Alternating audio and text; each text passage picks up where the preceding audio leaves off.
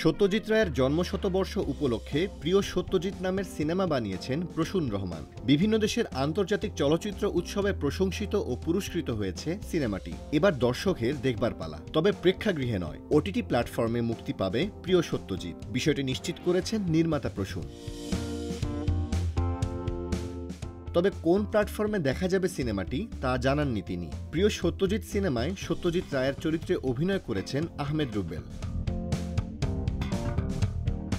উল্লেখ্য, ২০২২ সালের নভেম্বরে প্রিয় সত্যজিৎ সিনেমার আন্তর্জাতিক প্রিমিয়ার হয় কানাডার ভ্যাঙ্কুভার সাউথ এশিয়ান ফিল্ম ফেস্টিভ্যালে। এরপর এটি প্রদর্শিত হয় ইতালির ফ্লোরেন্স ইন্টারন্যাশনাল ফিল্ম ফেস্টিভ্যাল ও ভারতের কেরালা ইন্টারন্যাশনাল ফিল্ম ফেস্টিভ্যালে। এর মধ্যে ফ্লোরেন্স উৎসবে প্রিয় সত্যজিৎ বিশেষ পুরস্কার পায়। এছাড়া প্রিয় সত্যজিৎ সিনেমায় অনবদ্য অভিনয়ের সুবাদে জয়পুর আন্তর্জাতিক চলচ্চিত্র উৎসব ২০২৩-এর ফিচার ফিল্ম বিভাগে সেরা অভিনেতা নির্বাচিত হন অভিনেতা আহমেদ রুবেল। শুধু তাই নয়, সিনেমাটোগ্রাফি এবং সম্পাদনা বিভাগেও দুটি বিশেষ পুরস্কার পেয়েছে প্রিয় সত্যজিৎ সিনেমাটি।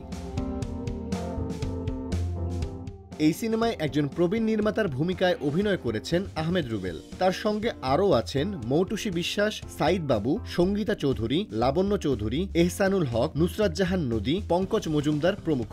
ইমেশন ক্রিয়েটরের ব্যানারে এটি প্রযোজনাও করেছেন নির্মাতা প্রসূন রহমান।